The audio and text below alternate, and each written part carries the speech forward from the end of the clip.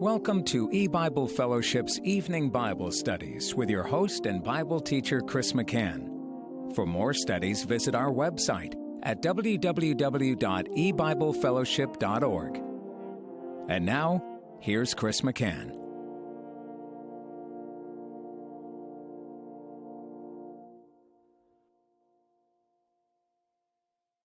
Good evening and welcome to E-Bible Fellowship's Bible study in the book of Genesis. Tonight is study number 4 in Genesis chapter 35, and we're going to begin reading in verse 3. And let us arise and go up to Bethel, and I will make there an altar unto God, who answered me in the day of my distress, and was with me in the way which I went. And they gave unto Jacob all the strange gods which were in their hand, and all their earrings which were in their ears, and Jacob hid them under the oak which was by Shechem. And they journeyed, and the terror of God was upon the cities that were round about them, and they did not pursue after the sons of Jacob. And we can, I think, correctly understand they did not pursue because there was repentance in Israel. They were putting away their strange gods. They were being clean in that sense, and they were hearkening to the call that God moved Jacob to make, to turn from the strange gods, and to be clean and change their garments, and they obeyed. And that shows a degree of humility. It's not necessarily true humility that comes with salvation, but on this one point, they were listening to God.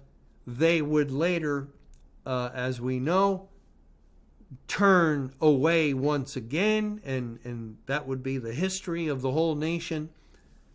But God, for his own purposes, he put up with their sins time and again, repeatedly, down through the centuries. Well, last time we had gone to Exodus 32, and we saw that there was a relationship between earrings and the idol of the golden calf. And if you remember, when Moses went up to the mount, and he was up 40 days to receive the 10 commandments, while he was there, the people turned to Aaron and told him to make us a god or gods. And Aaron, we read in Exodus 32 verse 2, and Aaron said unto them, break off the golden earrings which are in the ears of your wives, of your sons, and of your daughters, and bring them unto me. And all the people brake off the golden earrings which were in their ears, and brought them unto Aaron. And he received them at their hand, and fashioned it with a graving tool, after he had made it a molten calf. And they said, these be thy gods, O Israel, which brought thee up out of the land of Egypt. And then it was a little further on, verse 7, and Jehovah said unto Moses, go, get thee down, for thy people, which thou broughtest out of the land of Egypt, have corrupted themselves. They have turned aside quickly out of the way which I commanded them. They have made a molten calf, and have worshipped it, and have sacrificed thereunto, and said, these be thy gods, O Israel, which have brought thee up out of the land of Egypt. So they turned aside. That's that word we saw from Genesis 35, I think it was verse 2. Yeah, verse 2, put away the strange gods that are among you.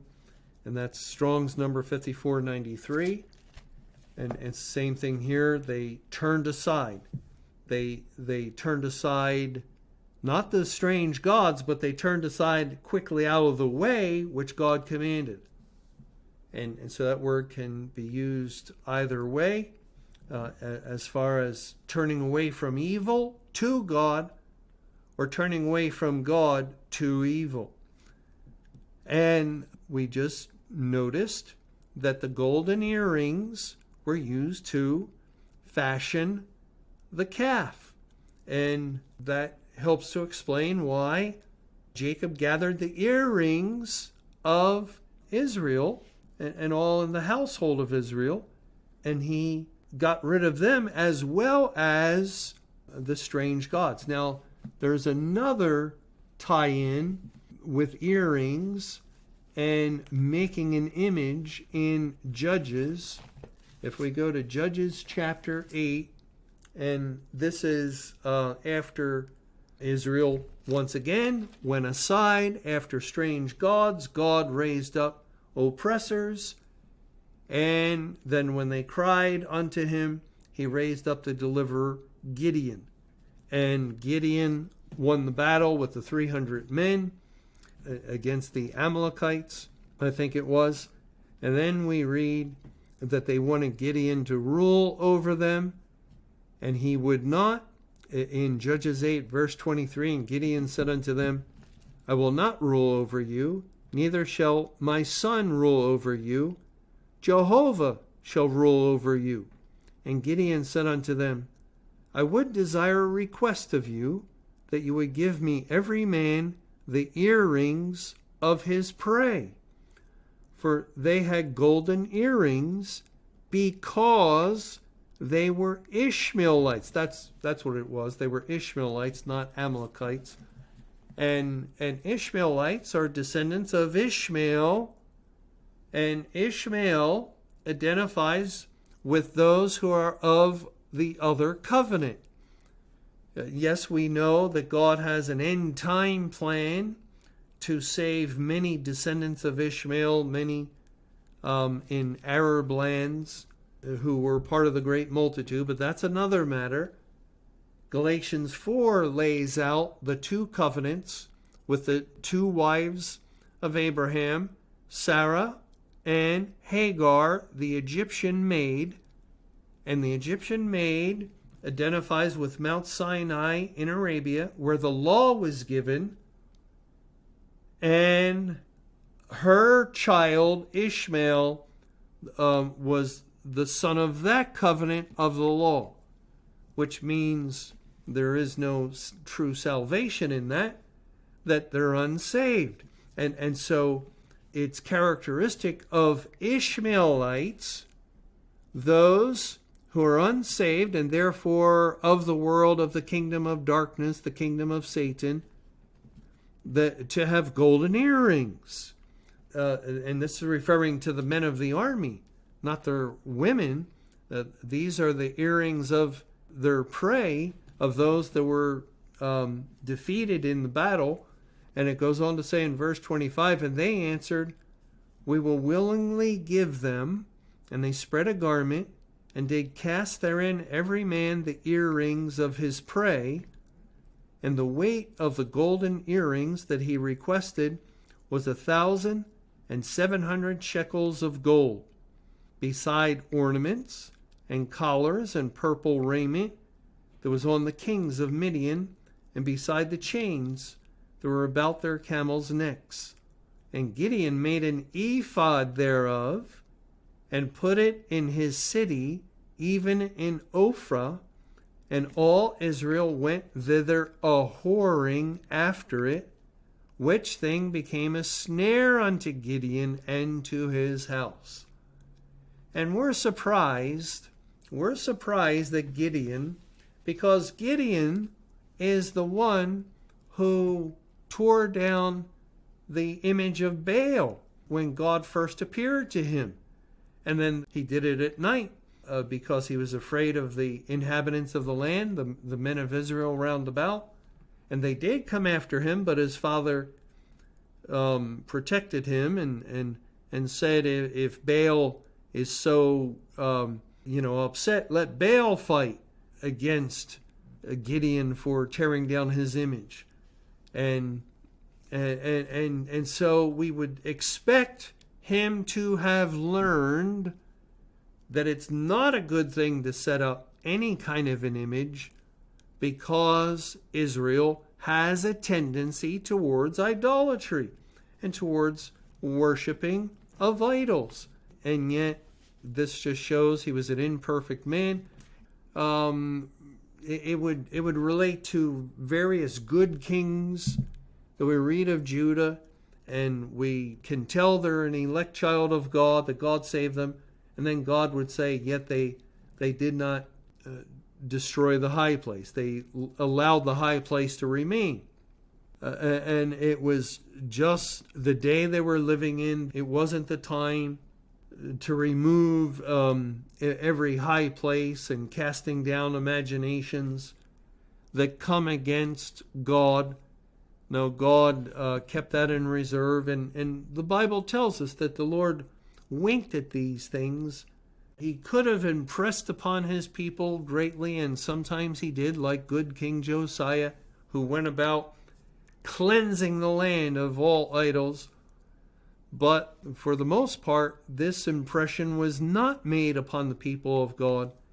And in this case, Gideon foolishly made an ephod of the earrings of his prey. All he had to do was read Exodus, read the account in Exodus 32, and that should have been, enough instruction to teach him. It would not be a good thing at all to do this. And predictably, all Israel went a-whoring after it. And the thing became a snare unto Gideon into his house. It was something that was not pleasing to God.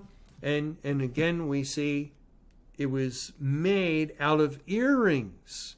It was this ephod, whatever it was put together from the earrings of the Ishmaelites, and it turned into an idol. Well, we can see, therefore, the relationship in verse 4 of Genesis 35. They gave unto Jacob all the strange gods which were in their hand, and all the earrings which were in their ears, and Jacob hid them under the oak which was by Shechem. Why hide these things under the oak? Well, it was handy. That's where they happened to be. We could speculate and suppose that's the reason. It's a tree. That's how people, and some theologians, they think that things in the Bible are just happening and happenstance, coincidence, no deep reason. Of course, they don't understand the Bible. They don't understand the God of the Bible. That God just doesn't talk, and he just doesn't record things and give us a record of history because this is how it happened, just like secular history. And at such and such a date, this event occurred, and it has no deeper meaning or purpose. No, this is the Word of God, the Bible, and everything has meaning and purpose. And it could have been 100 different kinds of trees. But God says it was an oak tree, and Jacob hid the strange gods that were in their hand and the earrings in their ears.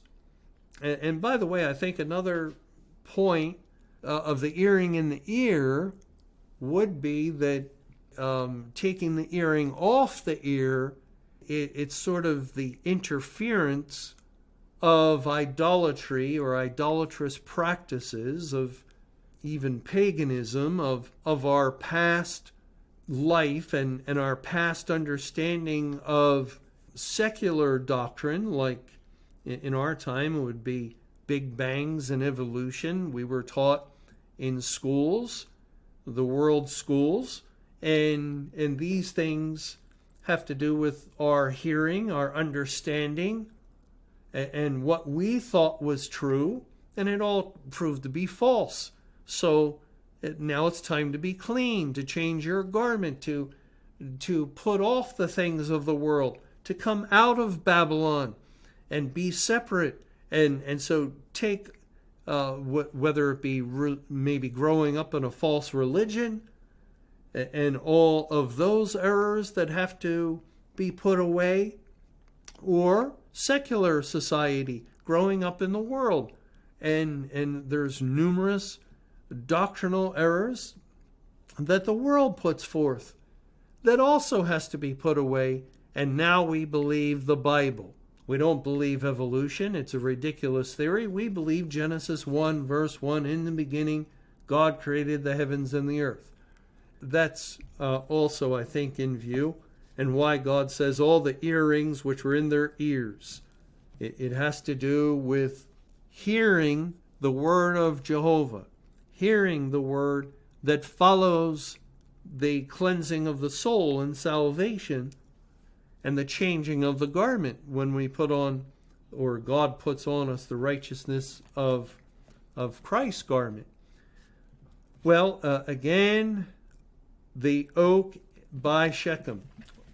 We find a very interesting passage in Joshua. I don't think we're going to have time to lay this all out, but if we go to Joshua chapter 24, we're going to find Israel is gathered together at Shechem. At Shechem, exactly where the oak tree is. And it says in Joshua 24, verse 1, "And Joshua gathered all the tribes of Israel to Shechem, and called for the elders of Israel, and for their heads, and for their judges, and for their officers. And they presented themselves before God. And Joshua said unto all the people, Thus saith Jehovah God of Israel, Your fathers dwelt on the other side of the flood in old time." That's the other side of the river. "Even Terah, the father of Abraham, and the father of Nachor, and they served other gods. And I took your father Abraham from the other side of the flood, and led him throughout all the land of Canaan, and multiplied his seed, and gave him Isaac," and so forth. And then God recounts Israel being brought out of Egypt. And the point is, and that's when we get to verse 14 of Joshua 24, "Now therefore fear Jehovah, and serve him in sincerity and in truth, and put away the gods." Yes, that's the same Hebrew word, 5493, sir. "Put away the gods which your fathers served on the other side of the flood and in Egypt, and serve ye Jehovah. And if it seem evil unto you to serve Jehovah, choose you this day whom ye will serve, whether the gods which your fathers served that were on the other side of the flood, or the gods of the Amorites in whose land ye dwell. But as for me and my house, we will serve Jehovah." And this is always put forth by free will pastors because it has the word choose in it. "Choose you this day whom you will serve." And notice, though, this is what the free will pastor misses and doesn't tell their congregation, is that it's a choice between false gods. Choose this false god or that false god. It's not that man can choose the God of the Bible. No, Jesus said, "You have not chosen me, but I have chosen you." That's the only way we can avoid doing service to false gods and worshiping idols as if God has chosen us. But anyway, it's at Shechem. This is at Shechem that Joshua has gathered all Israel. He's gathered them together, and he's saying the exact same thing that Jacob said, and this would be 500 years earlier, 1907 BC, and we know the conquest of Canaan took place after 1407, so it's a little over 500 years. 1407 and 1907 is exactly 500, but it took a few years to bring the total victory of the land of Canaan. And now, after the victory, the gathering together of all Israel, put away the strange gods. Put them away. And if we read further along here in Joshua 24, verse 20, if ye forsake Jehovah and serve strange gods, then he will turn and do you hurt and consume you after that he has done you good. And the people said unto Joshua, Nay, but we will serve Jehovah.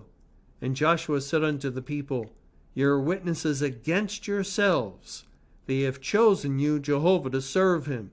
And they said, We are witnesses. Now here it does say they've chosen Jehovah, but that's why Joshua says you're a witness against yourself, because they cannot serve Jehovah. It's not in their nature to serve Jehovah, which is why they will turn again and again and again away from serving Jehovah throughout their history. But again, in verse 23, now therefore put away, that's our word, 54:93, put away, said he, the strange gods which are among you, and incline your heart unto Jehovah God of Israel. Don't just make some kind of determination, I'm going to serve the Lord, serve Jehovah, but you need a change of heart. You need a new heart and a new spirit to do so. And the people, verse 24, said unto Joshua, Jehovah our God we will serve, and his voice will we obey. So Joshua made a covenant with the people that day, and set them a statute and an ordinance in Shechem. And Joshua wrote these words in the book of the law of God, and took a great stone, and set it up there under an oak that was by the sanctuary of Jehovah. And Joshua said unto all the people, Behold, this stone shall be a witness unto us, for it has heard all the words of Jehovah which he spake unto us. It shall be therefore a witness unto you, lest ye deny your God. So Joshua let the people depart, every man unto his inheritance.